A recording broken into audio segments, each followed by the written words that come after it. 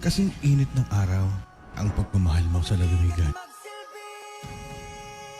Ramdam sa ngiti sa pagnanais na bawat isa'y madinig at masilayan. May puso kang marunong makinig sa hikbi at pagod ng bayang iniibig. At sa tindi ng init at pagsubok, may lilom na handang umalalay. At ang iyong pagsilong ay hindi pagtalikod, kundi paghahanda sa muling pagbangon. Sa lilim tumitibay, sa pagsilong, sumisilang ang tunay na pagsulong.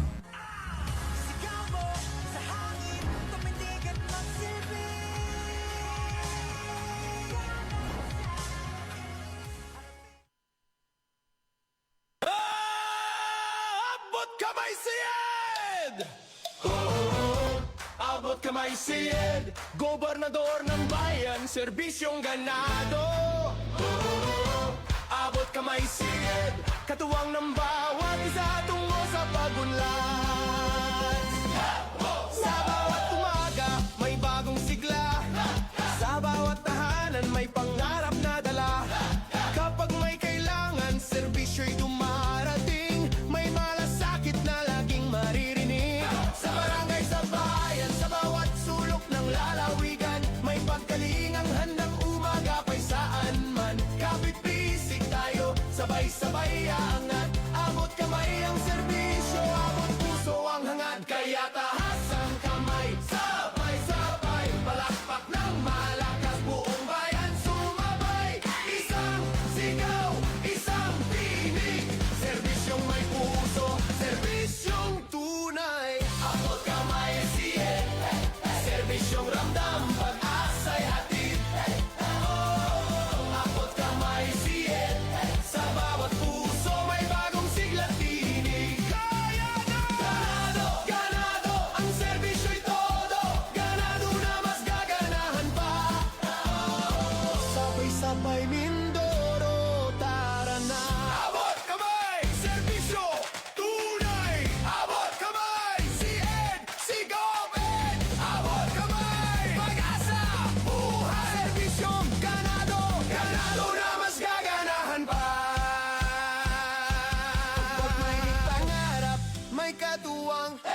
Kapag may problema, may kamay na aagapay. Sa bawat proyekto, sa bawat gawain, bayanihan ang lakas na ating gagamitin. Masiglang serbisyo, pusong naglilingkod para sa lalawigang patuloy na umaangat. Sama-sama tayo, walang maiiwan Mindoreño, sabay-sabay sa pagulad. Ano ang sigaw? Abot kamay. Ano ang serbisyo? Ganado. At ano ba? Mas gaganahan pa. Abot kamay. Serbisyo'y tunay. Abot kamay siyen. Sa bawat araw may bagong pag-asa. Abot kamay siyen. Sa bawat tao, serbisyo'y kasama. Para sa bayan, para sa tao, sama-sama nating itayo ang Occidental at Mindorong mas maunlad, mas matatag at mas ganado. Serbisyong ganado. Ganado na. Abot kamay sied. Abot kamay sied. Abot puso. Abot pangarap. Abot kamay sied. Abot puso. Abot pangarap. Mas gaganahan pa. Abot kamay sied. Serbisyong ganado. Abot kamay sied. Serbisyong ganado. Ganado na mas gaganahan pa. Sa isang ganadong paglilingkod, susungin ang lahat para sa serbisyong tapat. Sa bawat baryo at gilid ng daan, puso ang dalang sagot sa hirap ng bayan. Sa init ng araw at hampas ng ulan, hindi urong, hindi magpapahinga. Kapag ang lingkod ay may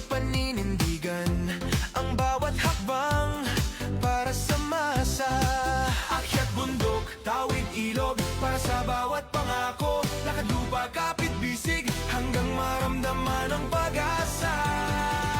Kailangan kasi magpatuloy yung serbisyo ng gobyerno sa tao. Kay Gobernador Edgardiano, taas no ang bayan. Akyatin ang kabundukan, lalakarin ang kalupaan. Kay Gobernador Edgardiano, tapat na paglilingkod sa dulo ng pagod at hirap. May inyo na pong tugon. Maraming salamat po, Gordon Edward Iglesias.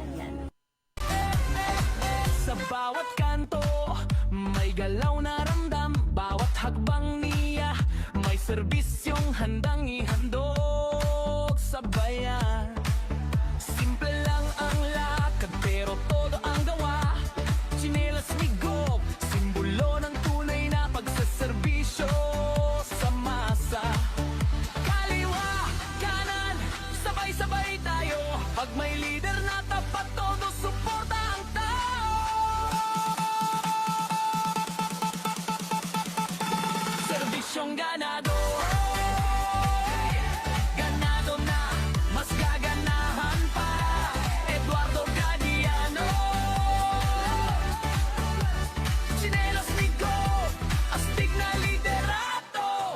Dahil po sa pangunguna ng ating mahal na Gobernador Edgardiano, sa lahat po ng suporta sa atin dito sa Barangay Lagnas, lahat ng mga pinagawa dito ni Gob, mga completing, lahat po ito hanggang Victoria, siya po yung nakasuporta, siya lahat ng nagpagawa. Lahat po, pati doon, lahat ng putol-putol po sa ngayon, tapos na po, putol-putol nating mga kalsada.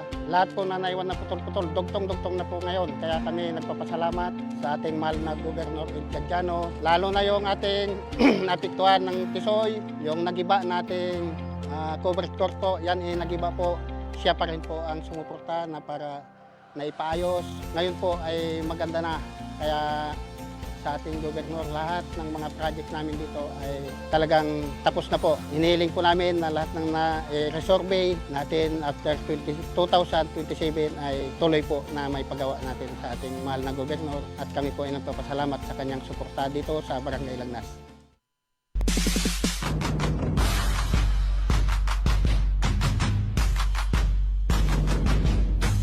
Serbisyong Gadiano,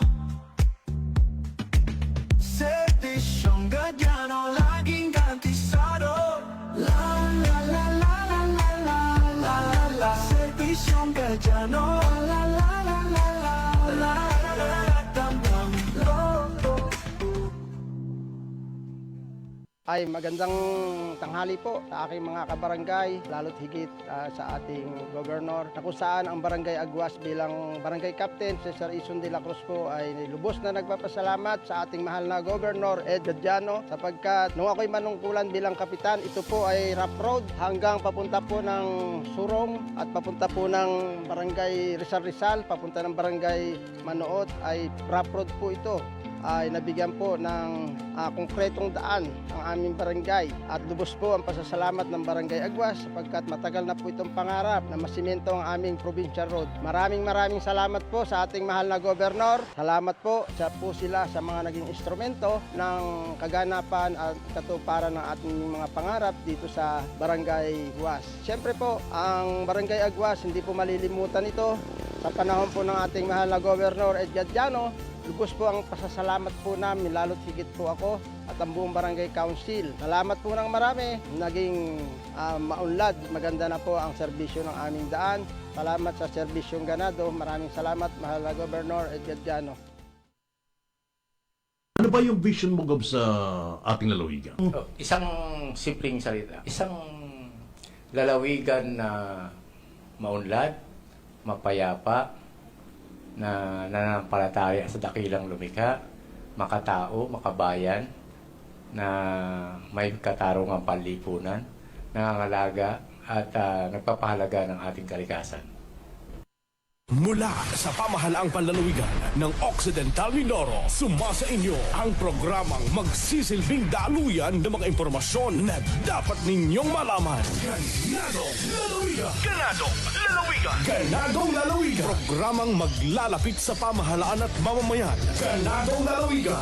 Magbibigay ng napapanahon at mahalagang mga balita. Paglilinaw sa mga kasalukuyang usapin. Ganadong Lalawigan! Update sa mga programa at proyekto ng pamahalaang panlalawigan at pagsagot sa inyong mga katanungan mula Lunes hanggang Biyernes alas 11 ng umaga hanggang alas 12 ng masarap na pananghalian. Ganadong Lalawigan! Ganadong Lalawigan! Hatid sa inyo ni Governor Eduardo Bigadjan. Ganado na! Mas gaganahan pa! Makakasama ninyo ang mga pinagkakatiwalaang lingkod bayan, Helen Pilaro de Guzman at Fernie Dato. Ganadong Lalawigan! Ganadong Lalawigan! Ganadong Lalawigan! Ayon at magsama-sama sa lalawigang pinagpala. May pagkakaisa't damayan, ganado sa kaunlaran. Mga ngiti walang kapantay, sa bawat araw at buhay. Ganadong lalawigan, ganadong lalawigan. May pagkakaisa't damayan, ganado sa kaunlaran. Mga ngiti walang kapantay, sa bawat araw at buhay. Ganadong lalawigan, ganadong lalawigan, ganadong lalawigan.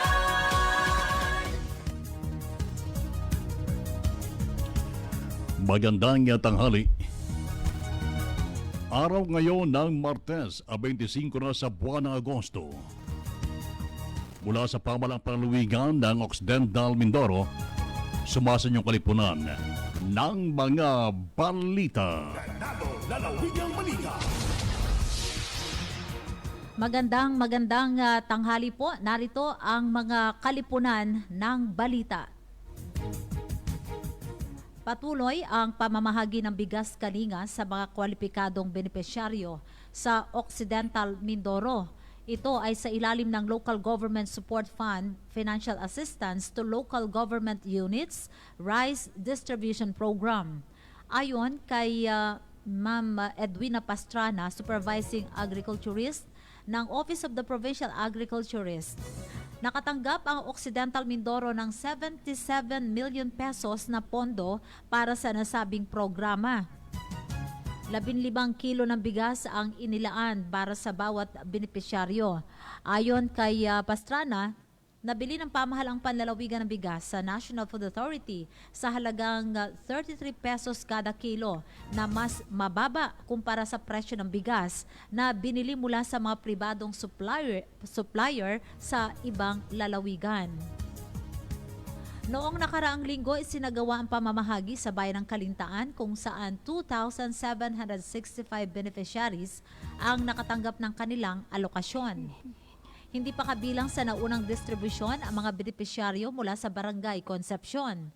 Ipinaliwanag ni Pastrana na walang pinipiling benepisyaryo sa pamamahagi basta't kabilang sila sa opisyal na listahan ng mga kwalipikadong tatanggap.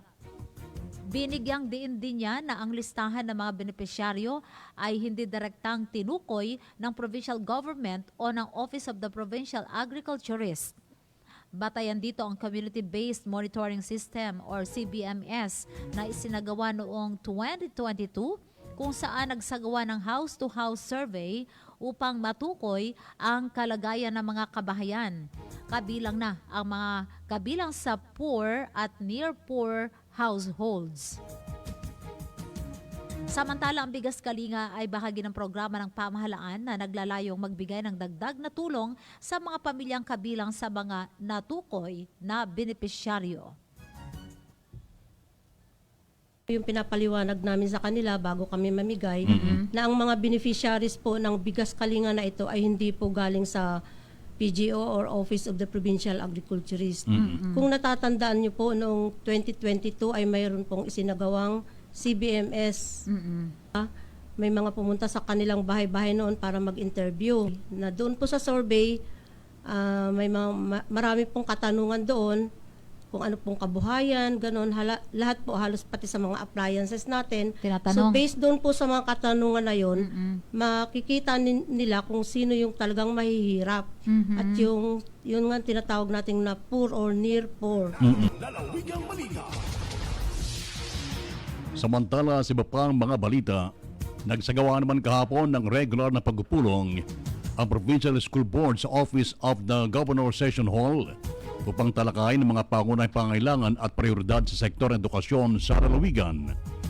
Pinangunahan ni OIC Schools Division Superintendent Felix M. Famaran, Seso 6 ang pagpulong na dinaluhan mga kinatawan ng Department of Education at ng pamahalang panlalawigan.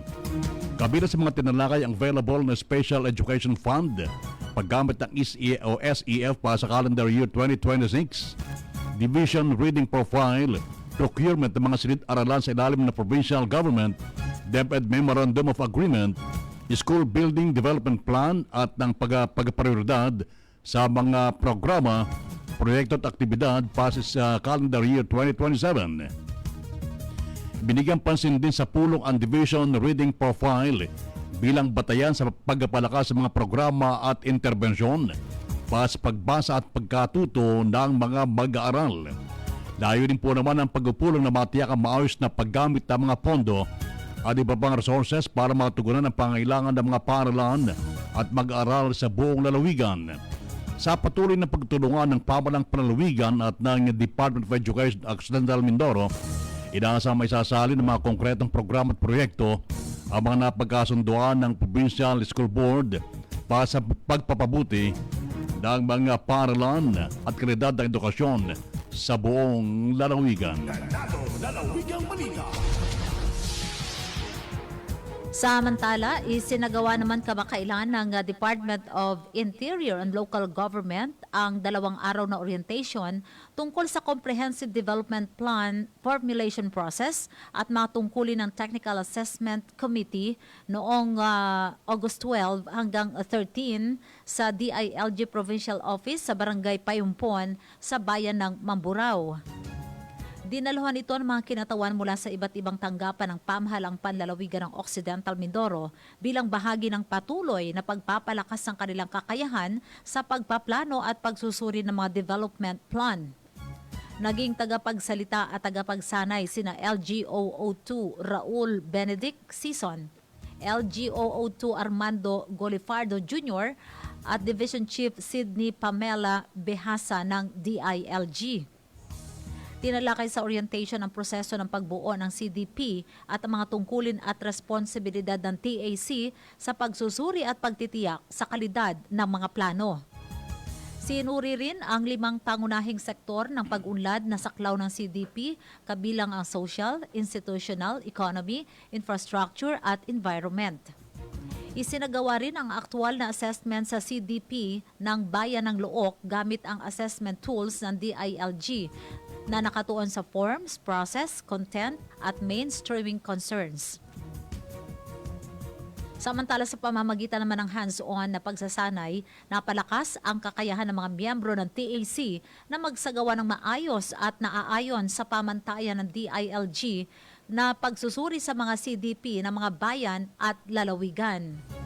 Patuloy namang isinusulong ng pamahalang panlalawigan ng Occidental Mindoro, katuwang ang DILG, ang mga programa para sa pagpapahusay ng kakayahan ng mga kawani at pagpapatibay ng pagpaplanong pangkaunlaran sa lalawigan.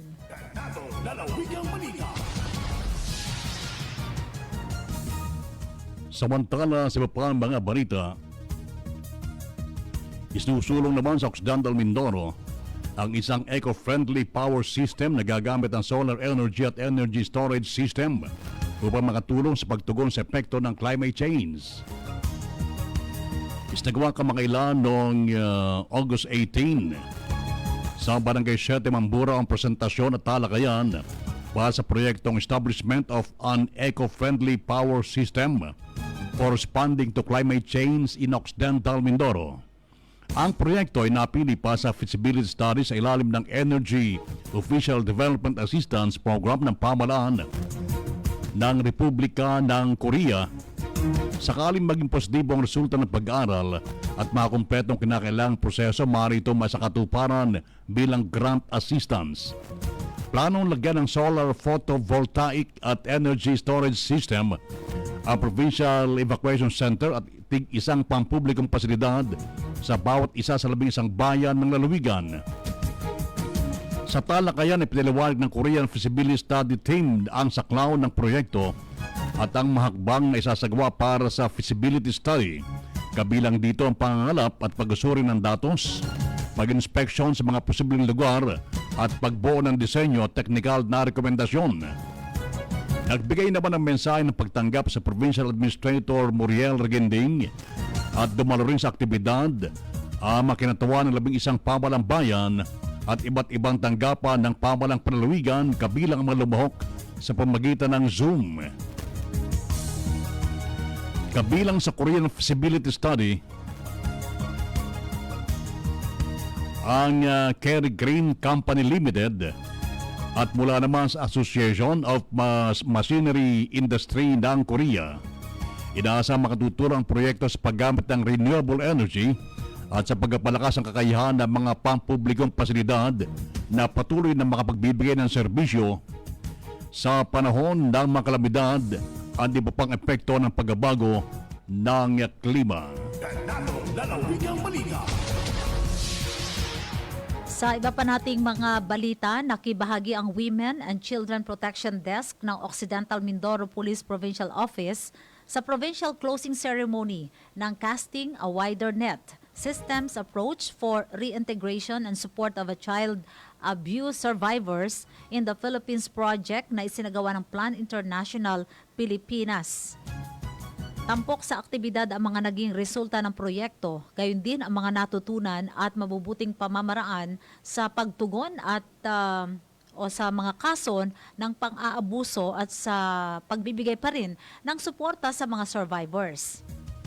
Naging bahagi rin ng pagtitipon ng mga katuwang na ahensya, lokal na pamahalaan, paaralan, civil society organizations at iba pang sektor na may papel sa pangangalaga sa mga bata. Ayon sa WCPD, mahalaga ang patuloy na koordinasyon ng iba't ibang sektor upang mapalakas ang mga mekanismo sa child protection at matiyak din ang agarang pagtugon sa pangangailangan ng mga batang nangangailangan ng proteksyon. Patuloy na nakikisa ang Oximin PPO WCPD sa mga programang naglalayong mapanatili ang kaligtasan at kapakanan ng mga bata sa Occidental Mindoro. Samantala sa atin pong panghuling balita, backyard slaughtering ng mga hayop pinagbabawal na sa pangkomersyal na pagkonsumo. Pinalalahanan ng publiko na hindi maaaring basta-basta katayin sa likod bahay ang mga hayop gaya ng baboy, manok, baka, kalabaw at kambing kung ang mga ito ilalaan pa sa pagkain o kaya ibebenta. Batay po naman sa Republic Act No. 9296 o ang Meat Inspection Code of the Philippines na inamyenda ng Republic Act No. 10536, kailangan sa mailalim sa wastong meat inspection ng mga hayop at produktong karne upang matiyak ang kaligtasan at pagiging angkop ng mga ito para sa pagkonsumo. Para po naman sa mga meat dealer at dealer, kinakailangan meat trader at dealer, kinakailangan sa mga accredited meat establishment lamang isagawa ang pagkatay. Mahalaga ring tiyakin ang bawat binibiling karne ay mula sa autorisado at accredited na pinagmulan at may kaukulang inspection mark o stamp at meat inspection certificate. Pinapayuhan naman ng mga mamimili na alamin ang pinagmulan ng karne bago ito bilhin. Dapat tiyaking may malinaw na tatak ng inspeksyon at kaukulang sertifikasyon ang produktong karne. Ang mga lalabag sa mga tinakdang paruntunan sa meat inspection ay maaaring mapataw ng kaukulang parusa alinsunod sa batas. Layunin po naman ang mga panuntunan ito na mapangalagaan ang kaligtasan at kalusugan ng publiko at matiyak na ligtas at maayos ang karne na nilalagay sa ating hapag kainan. Mga kaibigan, sa munyo po ang ating mga balita ngayong Martes at tanghali. Ako po yung nakasama, Ferdy Data. At ako po naman si Helen Pilaro de Guzman. Magbabalik po ang ating programang Ganadong Lalawigan.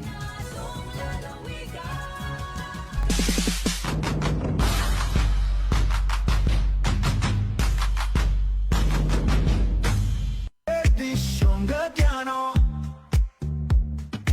Servisyong Gadyano, laging garantisado. La la la la la la la la la la. Servisyong Gadyano, la la la la la la la la la. Dam-dam, lo. Naisagawa na ang SGLGB turnover ceremony para sa concreting of pathway ng Sitio Giginto, Barangay Santa Maria, Bayan ng Abra de Ilog. Ang proyektong ito ay may haba na mahigit sa kalahating kilometro na nagkakahalaga ng 1 milyong piso mula sa pondo ng probinsya.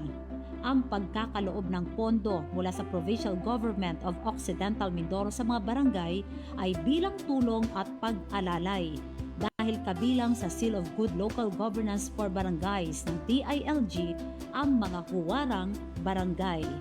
Sa nasabing turnover ceremony, napatunayan ang ganap at tunay na pagtutulungan ng mga mamamayan at ng pamahalaan, kung saan patuloy na dadaloy ang mga suporta, proyekto at programang lubos na makakatulong sa mga mamamayan ng Kanlurang Mindoro. Kasama ni Governor Ed Gadiano sa turnover ceremony, sina Abra de Ilog Vice Mayor Aika Almajo, Provincial Embao Focal Person Angelo Tayo, Punong Barangay Menandro Agito ng Santa Maria, at mga kawani ng pamahalaang panlalawigan at ng LGU Abra de Ilog. Halina't sama-sama, tara na't pakinggan, balitang sigurado para sa buong lalawigan. Magandang tanghali. Kailangan kasi magpatuloy yung serbisyo ng gobyerno sa tao. Daluyan ng impormasyon, programa at proyekto ng pamahalaang panlalawigan, dito mo lang malalaman. Ganadong lalawigan, serbisyong ganado, ganado na mas gaganahan pa. Backbone ng economy natin ay agriculture at saka turismo. Boses ng Mindoreño, kasama sina Verde at Eleng, ganadong lalawigan, serbisyong ganado, ganado. Kami po ay nagpapasalamat sa inyo, si Governor Gadiano po. Serbisyong ganado, ganado na, mas gaganahan pa. At magsama-sama sa lalawigang Magandang tanghali, araw ng Martes, 25 sa buwan ng Agosto. Yes, today's Tuesday. So choose to be happy. Lagi nating piliing maging masaya. Last Tuesday of the month, sapagat sa next Tuesday, September 1st na. Uy, Wow, talaga. ang bilis, ano? Oo, bilis talaga. Kaya kailangan lahat ng araw po na dumadaan sa ating buhay ay gawin natin ang ating pinaka-the best, pinakaganadong pagseserbisyo sa ating pong mga kapitbahay, mga kaibigan. Dahil sabi nga natin, itong August 25, 2026, ay hindi na magbabalik sa ating buhay. Yes. Sabagat next year, August 26, 2027 na. Kaya dapat kung ano man ang ating dapat ikaligaya, Yan. ikapagsaya, Gawin happiness, na. yung peace, ay gawin natin. Oo, pero parang ang pinakamaganda yung ikaw ang makapagbigay ng kasiyahan, 'di ba? Kasi happy ka rin pag nakapagbigay ka ng happiness, 'di ba? Kaya ngayong araw na ito, i-treat mo kami ni Ernest. Abay, oo. Diba? Ay, binabati natin muna, Helen. Ititreat ko kayo. Talaga. Deserve namin ni Ernest ngayon. Akong Isama mo bahala. na si Pog. Akong bahala sa Mr. Donut. Donut? Oo. Palibasa, alam mo meron tayong Mr. Donut dyan. Talagang sa donut ka talaga. Alam mo, ako hindi ang magpapalugi sa'yo. Sige nga. Dahil ikaw ay magbibigay ng Mr. Donut. susuklian namin ni Ernest yan ng french fries. Wow. Ng potato corner. Talaga? Oo. Doon din sa San Jose Town Mall branch? Oo, kasi pareho. Para hindi na tayo wag na tayong wag na tayong lumayo pa. At mayroon Isa na din- lang ang panggagalingan. Oo, mayroon pa lang Mr. Donut tsaka Potato Corner Helen sa San Jose Town Mall. Oo. At mayroon din sila sa pick-up shop. Oh, yung mga Branch. pika-pika, napapansin mo 'yon? Hindi pick-up shop. Doon nga Hindi ba pika-pika? meron doon mga pika-pika. Ano pagkabi nga ito pick-up? Ano ito? Yung mga tinusok-tusok Mani- na pagkain. Yung, tamo, hindi niya alam, Hindi, no? pick up. Sa pick-up shop, merong pika-pika sa labas. Oh, hindi ka kasi Halimbawa, ano yung pika-pika? Yung mga tusok-tusok like Barbecue. kikiam. Okay. Ano pa nga, tulungan mo ako, Ernest. Kikiam. Yung mga nakikita ko doon, yung mga Siopaw. siomay, mga ganyan. Siomay.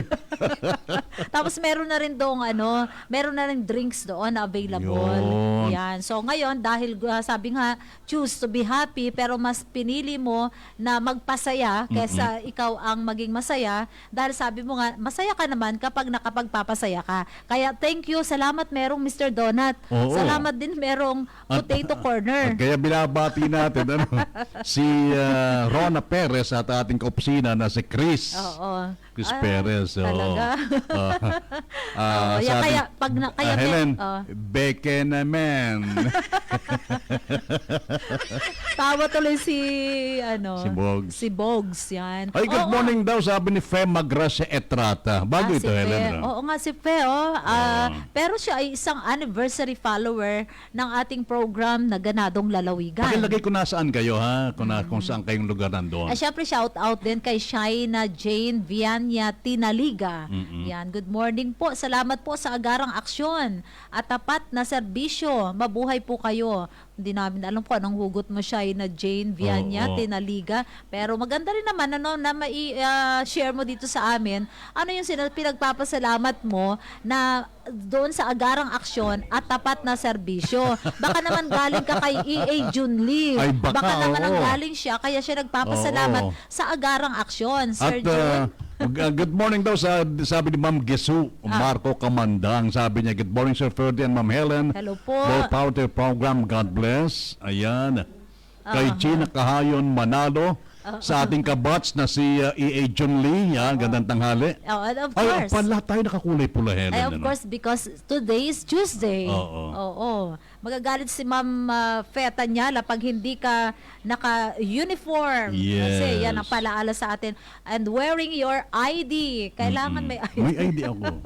Ayan. Sabi ni Kako ko Vlog, morning Ma'am Helen, Pilar de Guzman at Sir Ferdinand. Tanood po ako now sa program nyo. Oh, lagi naman. Top fan natin yan. Good morning kay Rona Perez, Christopher Perez, ang Mr. Donut, saka Potato Corner, ha? Oo, At Pika Pika Station. Sana nga matatagpuan yan. Aba, saan pa? Oh. Sa Sunset Town Mall na kilalang Robinson. no? Mas madali. Pero kung medyo ayaw niyong pumunta banda na Labangan, meron naman tayo dyan sa may sa along Mindoro Street. Yes, Yan. pick-up shop. Oo, si pick-up shop na advertise natin ng hindi sinasadya. Oo, pero yun po meron sila diyang stall dyan sa harap ng pick-up shop, Mr. Donut tsaka anong tawag doon, yung mga pika-pika dyan, di ba? And of course, happy watching, Ma'am Bilet Masikat, kay Vivian Rivera, Vivian, happy watching. And of course, sa iyo, yan, Alan, yan, kay Alan Tarog, sa aking kapitbahay at kaibigan si Nitang, yan, si Nitang Roca Lumungsod. Sa inyong lahat diyan, Siyempre tayo nga pala ay nakikiramay din sa ating kapitbahay na yumao na yung si Kagawad Puloy ng Barangay Kamburay. Yan. Okay. Alright, Helen, makikibalita tayo sapagkat alam mo, balitang-balita national TV, yung mga nasira mga infrastruktura dito sa ating lalawigan sa nagdaang mga habagat. Yes. Pero mas maganda, Helen, makibalita tayo mismo sa ama ng ating lalawigan Na naging hands-on. hands-on that at time. talagang pinupunta ng personal kung kinakailangan i-channel ang ilog, i-channel ang sa kanyang ganadong paglingkod ng ating ganadong gobernador, si Governor Ed Gadiano. Gov, magandang tanghali sa'yo. Magandang tanghali, Pedro at saka Helen, sa yung dalawa at sa lahat ng inyong tagapakinig, magandang tanghali. Okay, pasensya na kayo, Gob. Hindi ka na namin masyadong ma-reach talaga dito dahil pag nandito ka, ang dami mong kausap. Kaya ngayon ay sinamantala po namin yung inyong maikling free time. Oo. Alam natin, Gov, na kayo halos wala pang pahinga, ano? Hindi dahil hindi lamang sa pagharap sa mga kababayan natin, kundi sa pag-iikot sa buong lalawigan para tingnan yung po mga nasalangtan itong nakalipas na habagat. Kumusta po yung naging epekto sa atin, Gov, itong nakalipas na habagat? Itong habagat kasi ay nag-umpisa ng August 6 hanggang 19. So, titignan mo, yung ulan ay 13 days. Kaya mahaba yun. Yung nag-umpisa pa yung kay Maymay, Yes tapos po. yung Neneng. Doke yata na international name pero hindi pumasok pero naka-apekto sa habagat. Kay Neneng, maganon. So, nagdire-diretso yung ulan kaya talagang baha-baha naman, kita naman ang lahat, di ba? Kaya yun, marami na apektuhan at lalo na yung mga nasirang flood control. Yung mga barangay ay hindi pumasok yung tubig sa kanilang barangay. So, ayun, apektuhan yung kanilang mga bukid at mga pananim. Alam po natin, Gov, itong habagat naka-apekto sa ating infrastruktura, sa agrikultura, sa ating fisher folks, eskwelahan, sa opisina, kahit po dito sa ating sa pamalang panlalawigan ay talagang naka-apekto ito. Lalo na ito pong ating mga kababayan na sabi nga kumbaga parang first time nangyari sa kanila na nasalanta at nagiba yung pong yung pananggalang nila dito po sa mga ilog natin sa lalawigan. Gov. Ayun na pan, tama mo, pwede? Mahina, Gov, yung dating ko sa inyo. Yan, medyo maliwanag na. Okay na. Ayan, okay. Yung pong ating yung nakalipas sa habagat talaga nakapekto sa infrastruktura natin, agrikultura, sa hanay po ng mga mangisda, sa eskwelahan, even sa pasok sa mga opisina, talagang ito nakapekto. Ngayon dito po sa isa o ilan sa mga nireklamo talaga ating mga kabayan ay yung pong proyekto na kung saan dapat sana ay makasangga doon po sa mga daloy ng tubig sa kailugan, pero ito po'y nasira dahil nga po sa mga substandard. Ito po'y napuntahan yung mismo ng personal, Gov. Oo, marami akong napuntahan at talagang nasira, nawasak talaga yung mga flood control. Oo, parang maninipis kasi yung simento. Makita mo naman talaga pag na-scour yung ilalim, kasi maiksi yung piloting bakal na yung nilagay. Sabi, dapat daw pala yung mga 12 meters daw yun, hindi yung haba, di ba? Kaya di maiksi, yung puputol siguro para makatipid, ay di yun, nung ma-scour yung ilalim, yung buhangin ay bumaba, bumagsak na yung semento, kaya nawasak. So, pinasok na yun yung bukid. Yung bukid, nung mawasak yung flood control na yun, pati yung mga buhangin, tumabon dun sa kanilang palayan. Yun ang masaklap dun eh. Okay lang yung palayan na masira, saka sabi nila na yung bukid, sana mabubukid pa, pero nasira na yung palay, nasira pa yung bukid, hindi na mataniman dahil puro laban ay talagang kawawa yung mga pwede nating magsara. Yun nga yung kanilang dinadaing, yung lupa na tangi nilang pinagtatamnan, ay paano rin pa ito ba pakinabangan, ay natakpan na ito ng mga, ano bang tawag dito? Mga graba, mga banlik. Malalaking bato. Oo. Yun nga talagang yung isa pa doon, yung pagkasira, siyempre pinasok yung palayan, yung mga bayan, ay mas mabilis yung current. Yung current ba, bulusok kasi yung tubig, kaya mas nakakatakot, sabi nila, dahil mabilis yung current. Sabi nga nila, instead na makatulong, ay naka-permission pa sa kanila yung flood control. Yun, oo. Sana inaasahan nila na yun ang magdedepensa sa kanila, pero yun nga, hindi kasi nagawa ng maayos, hindi yun ang nangyari. Pero kung nagawa ng maayos yan, mapoprotektahan yung mga bukid at saka yung mga bahayan. Sayang kasi yung pera. Correct. Alam mo naman, kaperdikwan yan eh. Pera din ang taong bayan yan dahil galing sa buwis. Kung bilyon-bilyon ang pinag-uusapan natin sa mga flood control na yan, sayang yung pera. Kung nilagay pa yan ng ayos, o kaya nailagay doon sa iba pang mga mga lugar na dapat lagyan, hindi doon sa gilid ng bundok. Eh, pati yung bundok kasi, sabi ko nga, yung bundok mismo, flood control na yun. Correct. Bundok. Doon pa nakalagay. Doon pa nilagay, yung ibang mga flood control, doon nakalagay. Oo. Pero gamit ka ako ng flood control na yun, di sayang lang. Correct. May tago pa doon sa mataas na lugar, hindi doon sa bahayan, hindi doon sa mga bukid nakalagay yung flood control. Ang nagiging problema kasi Gov dito, yung mga national project na katulad ng ganyan, ay hindi dumadaan sa provincial government. Oo, hindi. Pati sa barangay, sa munisipyo, Oo. sa local government units, hindi dumadaan yan. At basta na lang makikita nila, umusbong na yan dyan, ginagawa na. Wala man lang kortesiya na gagawin na. Yan ang problema dyan eh. At hindi yan dumaan sa consultation. Kaya sabi ko, kung ang napupunduhan sana ay yung mga galing sa mga municipal development plan, mga provincial development plan, makikita mo, may mga flood control din, pero doon sa mga lugar talagang nakaka-apekto doon sa mga bahayan, sa mga kabukiran, sa mga kabuhayan ng mga tao. Karamihan, Gov, yung mga nasira na flood control project, nalaman niyo ba kung sino yung naging contractor nito? Hindi ko na kung ang binabanggit nila yung Diskaya. Yung Diskaya o ano yung kay Diskayang kumpanya na gumagawa ng ganyan. Oo.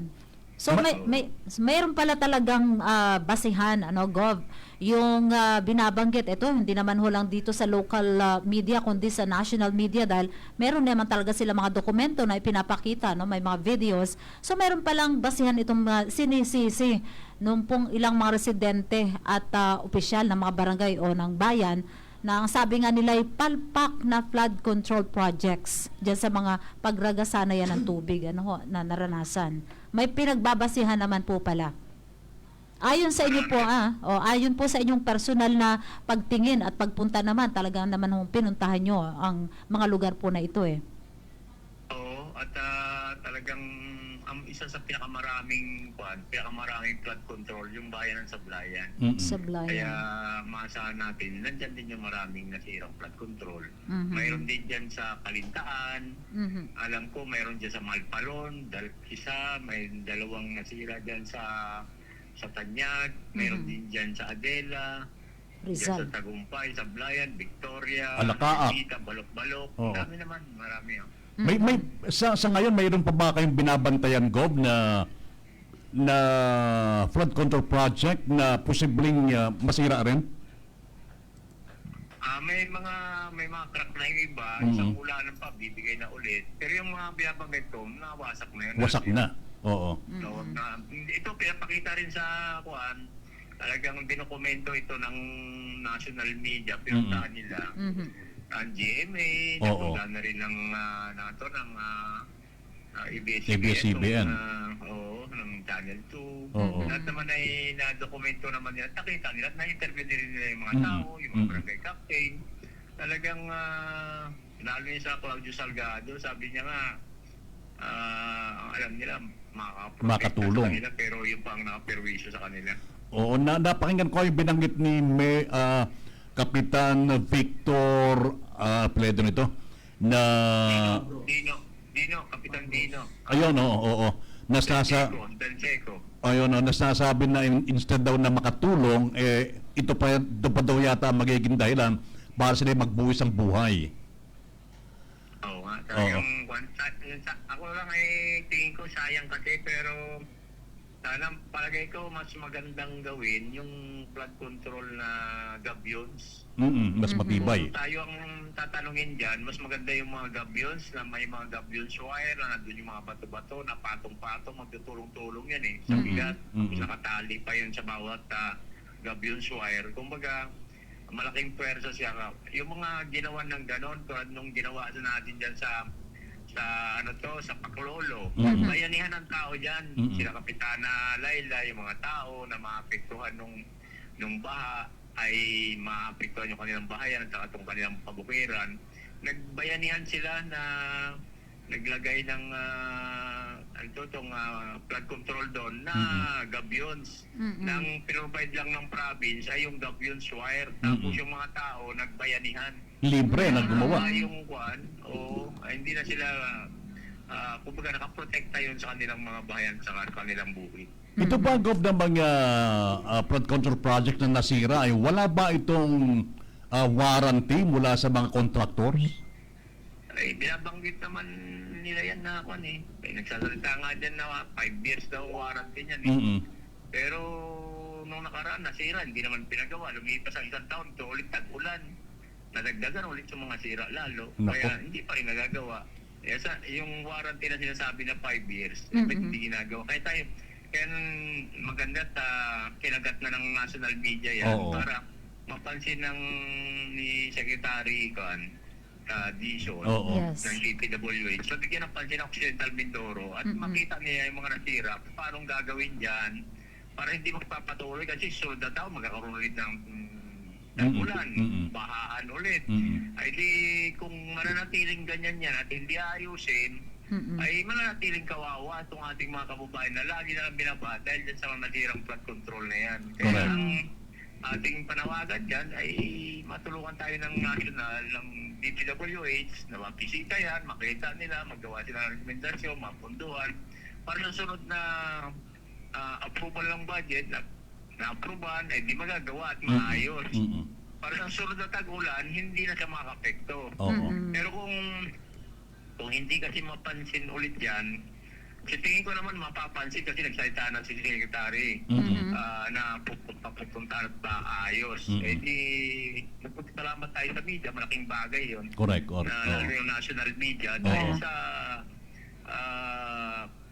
nakikita nila ating doon karaingan dito na kung sabi ko nga kung tayo mismo o bawat isa kako na ay nandoon sa area yun at gano'n yung sitwasyon, palagay ko mararamdaman natin kung ano yung kaawa-awang sitwasyon doon ng ating mga kababayan. Correct. Right. Isa sa dahilan din kung bakit lumaganap talagang pagbaha dahil yung siltation na nangyayari sa mga ilog. Is there a need, Gov, na magkaroon tayo ng dredging sa mga kailogan natin? Oo, ang isa kasi dyan ay yung ilog itself dapat ma-dredge din. So may mga kinakausap tayo na mahalaga na ma-dredge itong mga ilog na to dahil silted na, mas mataas na nga itong riverbed kaysa sa bahayan at saka sa mga bukid. Talagang ang tendency niyan, pag bumaha, nagkaroon ng tubig, talagang diretso sa bahayan, diretso sa mga bukid. So kung i-dredge yung ilog, ay di ko naman yan, lalalim. At pag nag-ulan ulit, di bababa ulit yung silted materials, matataburan ulit, hukay lang ulit. Tuloy-tuloy na pag-hukay yan. At lalo-lalo sa mga major rivers natin na nagkukos ng mga baha. Yung sa dagat naman, na doon sa pinaka-mouth of the river para matanggal itong bara sa mouth, sa bunganga ng ilog, ay pinabalik ko yan doon sa social acceptability. Ibig sabihin, doon sa mga binabaha, kung payag silang alisin yung bara doon sa bunganga ng ilog para makadiretso yung tubig, ay may social acceptability dapat. Sabi ko nga, dapat nag-petition itong mga naapektuhan. Kasi kung tayo maunguna dyan, ay pupolitikahin tayo dyan. At kung ano naman sabihin sa atin, ay talagang suspendido yan sa atin eh.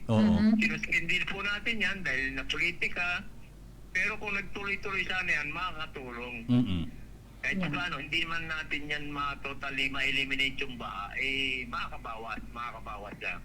Pero ngayon, ay binibigay ko na sa mga barangay, ng mga apektado, na magpetisyon na sila parating sa munisipyo, parating sa probinsya, parating natin sa mga concerned agencies, DPWH, parating natin sa DNR, na sa gayon ay tanggalin nila yung bara ng bunganga ng ilog para makahinga-hinga naman tong ilog. Pero importante ay simultaneous gawin na yan, pati yung ilog ay madred. Kumbaga, kailangan natin ng social acceptability pagdating sa dagat. Pero yung ilog mismo ay lahat naman tayo, tingin ko, puwapayag na madrid siya eh. Oo. Sabi ko nga nung ako mayor, barangay captain pa ako ng Pag-asa, kasama kami sa binabadyan noon eh. Kung mayroon lang mga magpipinalis noon, ganyan, mga investor na kukuha ng buhangin at graba, ipapahingi na ng libre para lumalim lang yung ilog. Diba? Kasi walang gastos naman ng government. Oo. O yung mga pribado, kung gusto yung kunin yan na lahat yan para lumalim yan. Sabi ko, ano pa yun? Ngayon, may mga investor na willing na tanggalin yung mga buhangin na yan saka itong graba sa ilog, ay pupolitikahin naman tayo. Kaya ang ginawa ko dun sa kuan ay sinuskid din natin. Oo. Yeah. Pero kung sakali na na hindi kinulayan ng politika yung dredging na nangyayari noon, sa palagay nyo, yung nangyaring mga malawakang pagbasa atin dito ay ganyan kaya ang nangyari? Makakabawas pa rin siya kasi para makakatulong at makakabawas kasi wala na yung bara eh. Oo. Instead na nakaharang yung bara dyan sa may mouth of the river na pagka lumaki yung tubig, aapaw dun sa bahayan, didiretso lang sa dagat yung tubig, magaan yung, kumbaga yung daloy ng tubig.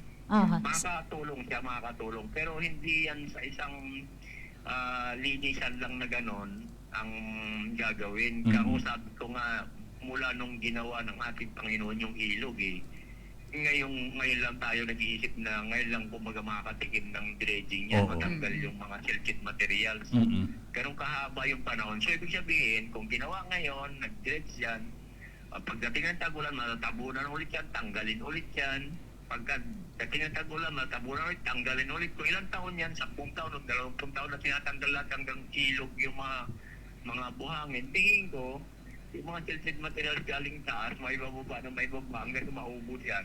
Baka bumalik doon sa dati yung ilog. At saka, tingnan din natin yung kabundukan natin.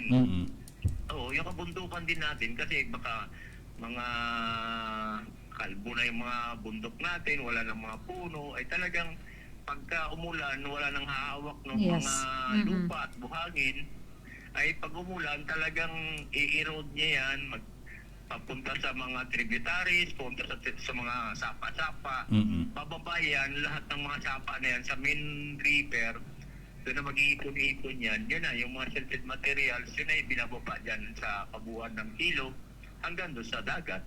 Kaya lahat yan magkakaugnay yan eh. Pero kung matuloy yung dredging, tingin ko makakabawas lang tayo. Hindi naman natin totally ma-eliminate.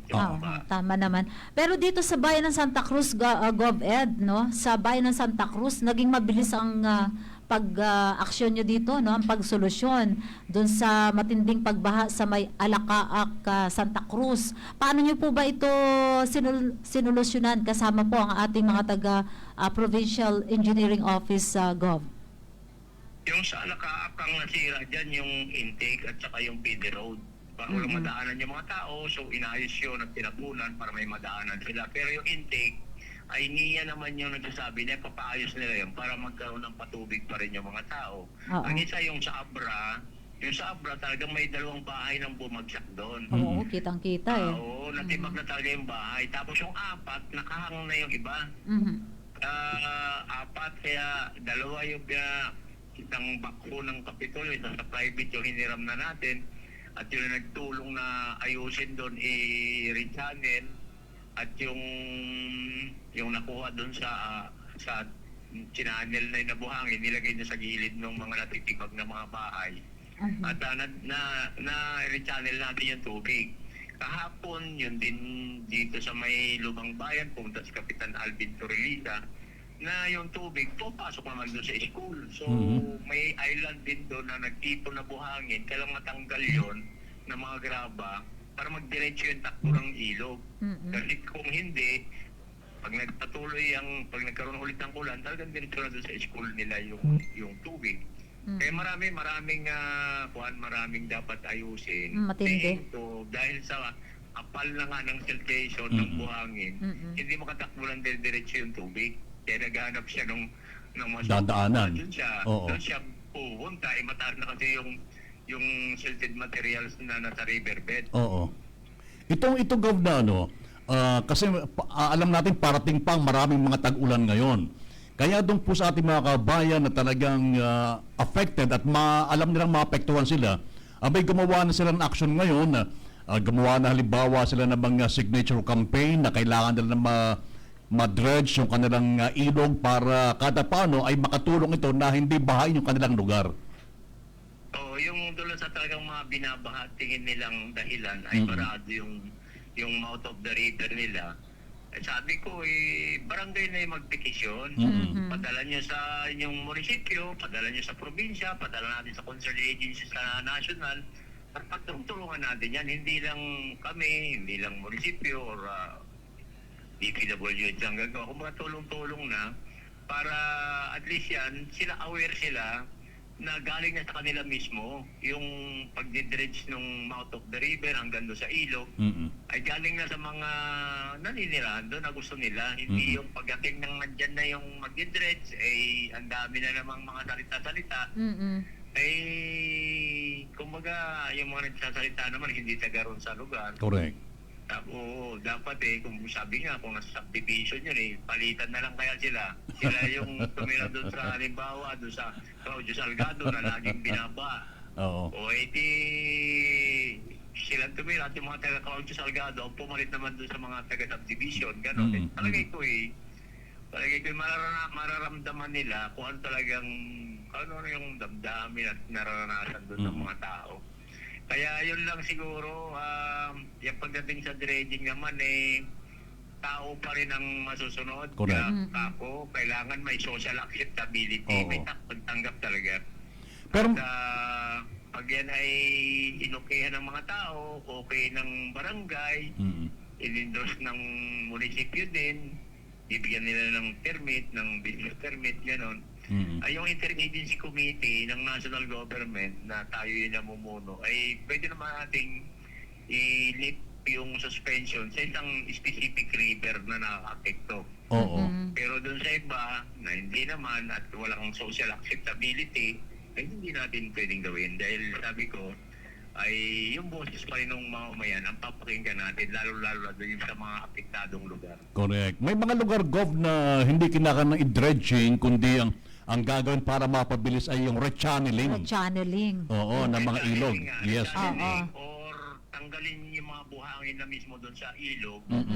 May mga investor naman gustong kunin yung mga graba na yan sa ilog para lumalim yung ilog. Oo. Diba?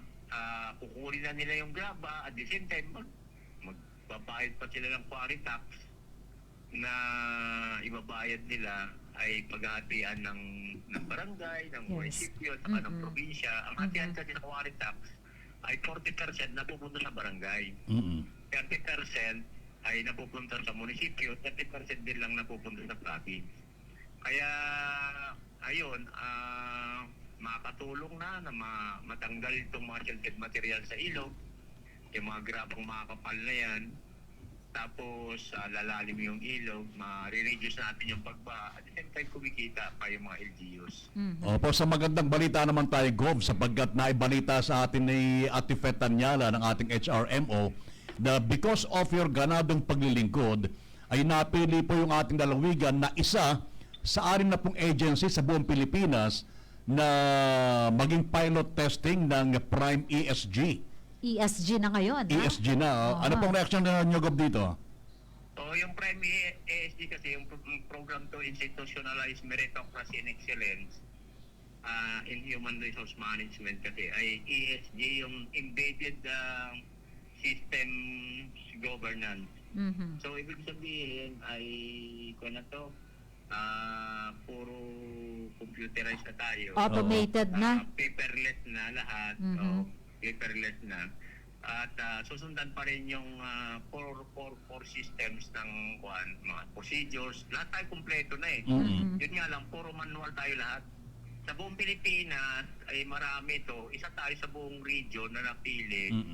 Kumbaga, alam ko, dalawa lang na LGU na pili. Isa sa Mindanao, isa tayo. Wow. Kaya tuloy-tuloy na yung kanilang mga orientation at training ngayon para sa implementation. Sabi nga, para daw higit pang mapalakas ang sistema ng pamamahala. Kasama na rito yung governance Oo, at saka isasama natin dyan yung competence din. Oo. Yung sa competence ng mga tao, not only dun sa mga exam nila, dun sa interview, talaga yung makikita dun yung competence, talaga yung galing ng tao dun tungkol sa trabaho. Sa pakikipagpanayan po namin kay Ma'am Fe, no, nung last na binabalita niya ito kinakount niya na kayo ay may malaking factor kung bakit tayo ay talagang napasama din po dyan. Kasi parang may kinukwento siya, kung natatandaan mo, Freddy, na humanga kay Governor Ed. Alam mo naman si Gov Ed, meron ding sa human resource, sa usaping human resource. Parang may kinukwento. May background tayo dyan, Helen, pero ang sinasabi ko nga, sa lahat ng resources ng government, ay marami. Halimbawa, yung mga assets ng government, yung mga building, lupa, di ba, mga equipment, trucks, sasakyan, mga ganun yan sa mga resources, ang pinaka-importante sa resources ay yung human resource. Yung mga tao. Yung Manpower. resources, yung kapirahan din, resources din yan. Yung kapirahan, itong mga buildings natin, itong mga assets natin na ito, plus the human resource. Ang pinaka-importante lahat yan, yung human resource. Kasi kung hindi maayos ang mga tao mo na siyang nagpapatupad ng mga programa at nangangalaga nitong mga assets na ito, ay wala, hindi makapag-deliver ng maayos na mga serbisyo at saka mga serbisyo sa mga tao, mga programs, mga projects and activities, hindi makapagtupad. Kaya ito sinaayos na natin, tapos nagkaroon tayo ng re-engineering ng ating structure. Kasi ang backbone kasi Pwede Trial ng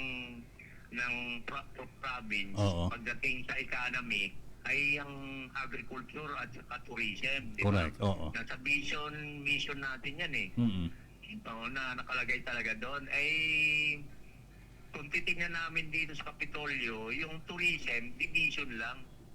So doon sa re-engineering ng structure ay pinopropose namin na maging department na. Isang departamento, yung Department of Tourism natin dito sa probinsya. Para matutukan ng husto itong ating tourism na to at mapunduhan nang sa gayon ay ito yung isang pwede magiging source of livelihood at saka employment ng ating mga kababayan, ng ating mga kabataan, di ba? Kaya bukod doon sa agriculture ay yung tourism talaga na isa sa pwedeng pagkakitaan ng ating probinsya. Correct, okay. Okay, Gov, hindi natin kayo, pakakawala natin kayo sapagkat na tayo may natutuwa rin naman ngayon sapagkat ilang beses natin kayo nag-attempt na kayo ay ma-interview. Kaya lang, kayo laging busy at lagi kayo nasa meeting. Ngayon po ba wala kayong meeting ngayon, Gov? Mayroon ngayon yung sa DSOD, mayroong capacity development sa Sablayan, hindi na ako nakapunta. Nagpa-take over na ako kay admin na Minda Aldo, ng administrator natin ng Sablayan, PGO.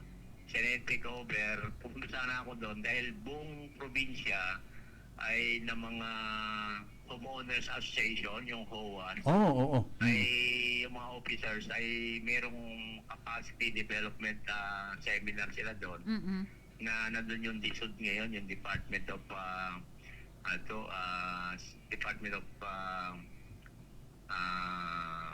Human yung ating SUD. HSAC. Na-interview namin sila rito last week nun Yung mga taga-HSAC. Yung sa housing,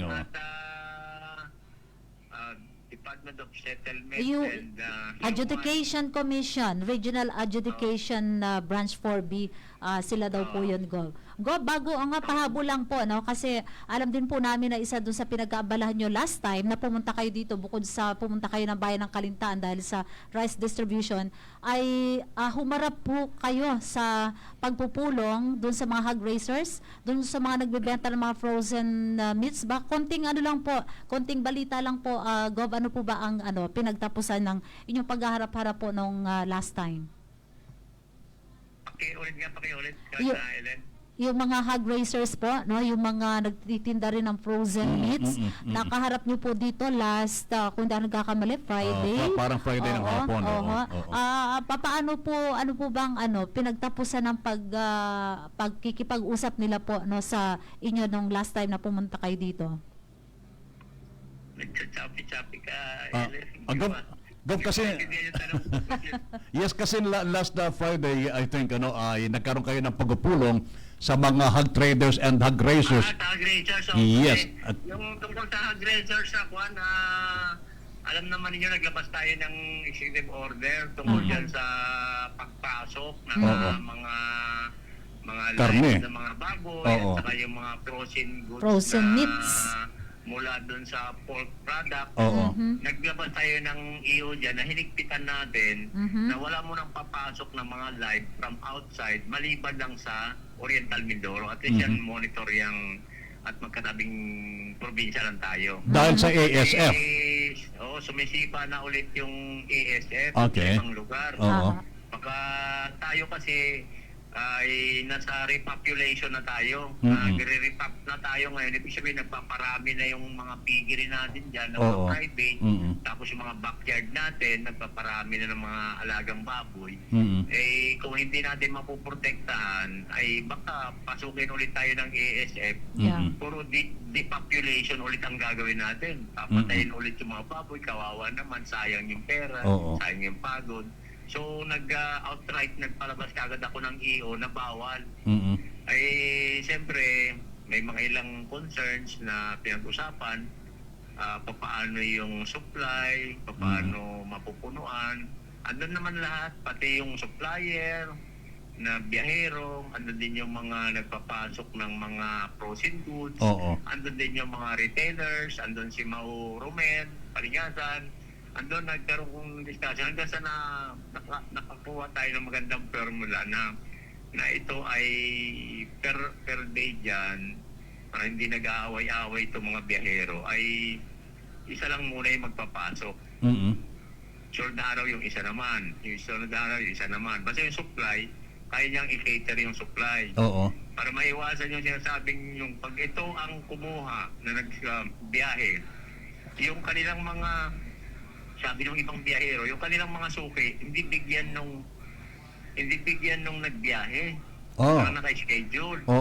Ay di sabi ko, ganito na lang. So, pag nagbiyahe, lahat ng mga biyahero pang iba, doon kukuha sa nagbiyahe para mabigyan lahat ang inyong mga suki. Suki-suki kasi yan eh. Ay di nagkasundo, di okay naman. Tapos yung isa naman, yung sa frozen ay basta kumpleto ka ng permit, mayroon kang mga repair van, mayroon kang mga storage na freezer, at saka kumpleto lahat ng mga permits mo, at inspected ng NMIS, ay kanyan, i-allow natin yung pagpasok. Yung walang mga papeles at saka sila hindi mga accredited na mga pantalaga na mga supplier ng ganyan ay ipagbabawal natin. Kasi baka galing sa labas na hindi walang inspection ng NMIS, di ba? Tapos wala silang mga permit para mag-supply ng mga ganyan ay pinagbabawal natin. So ang karne po natin, yung mga baboy, mga ganun ay manggagaling po sa Oriental Mindoro ngayon? Manggagaling lang sa Oriental Mindoro. Yun yung area ng supply natin. Kung kakapusin tayo rito. Sa schedule for the week, may isang araw para sa mga locals naman natin. Yung araw na yun, walang papasok? Yung supply ng local na mga nag-aalaga dito sa atin, sila naman yung para sa schedule ng araw na yon. Pagdagawa ng schedule ay si Mauro Mel yung mga tiwana ng schedule. Yun kasi yung pinoproblema ng mga local hog racers natin dito, baka wala na bubili sa kanila dahil lahat dito ay puro galing na sa labas. Ang kinakatakot kasi ng ating mga local hog racers dito, baka malugi yung negosyo nila dahil ang mabibili na sa merkado, sa mga palengke, ay galing na sa labas. yun nga, bilang protection din sa mga local producers nga natin, ay di yun nga, may araw sila para sa pag sa slaughtering na yan, ay may araw sila na sila lang yung magsusupply. Okay. Okay, Gob. Tapos the remaining days ay from outside dahil mayroon din sa local, Oo. kuha sila, Mm-mm. kapos, kuha din sila outside ng mga supply. Mm-mm.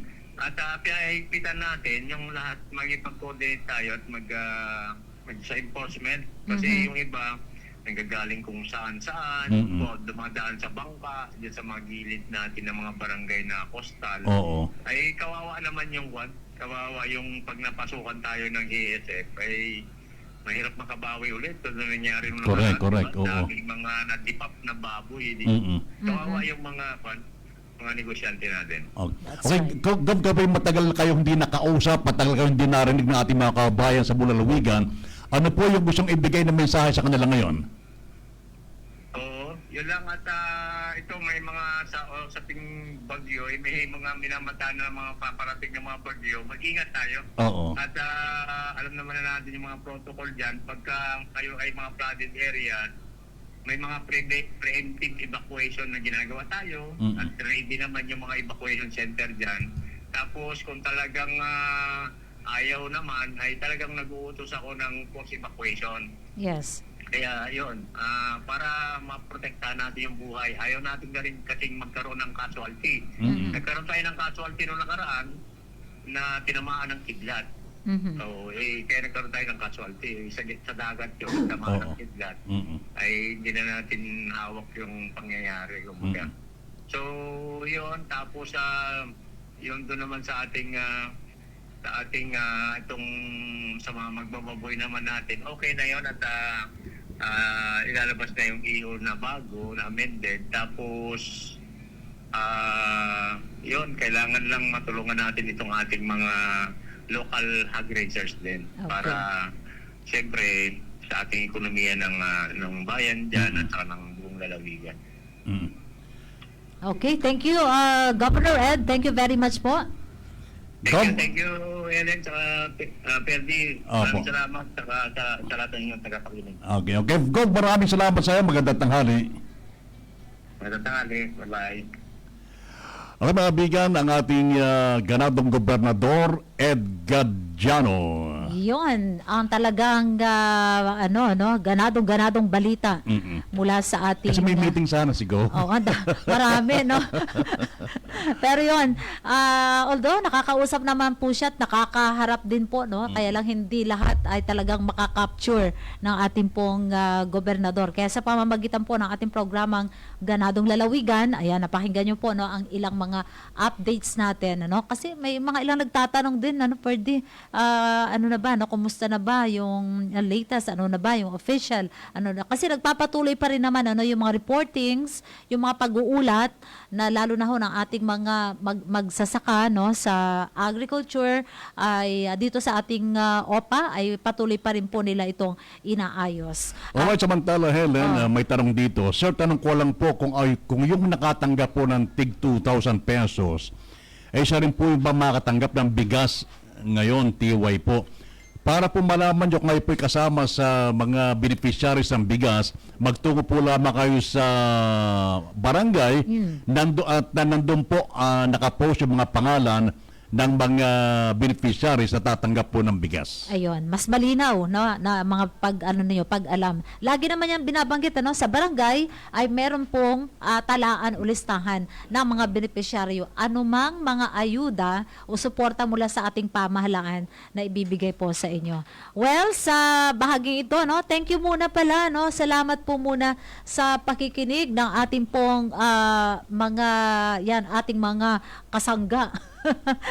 Oo nga naman, ano, tama itong sinasabi ni Sir Manny June na Kamandang. Kailangan din ng political will para maisakatuparan ang proyekto. So, magkaisa yung mga namumuno at leader ng bayan na apektado ng pagbaha. Siyempre, lalo na mga mamamayan na pumayag na gawin ito. So, hangad lang naman talaga ni Governor Ed ang para sa ligtas at maunlad na kanlurang Mindoro. Tama po kayo, Sir June. And of course, good morning kay Sir Johnson Igalion. Sabi niya, good morning, boss.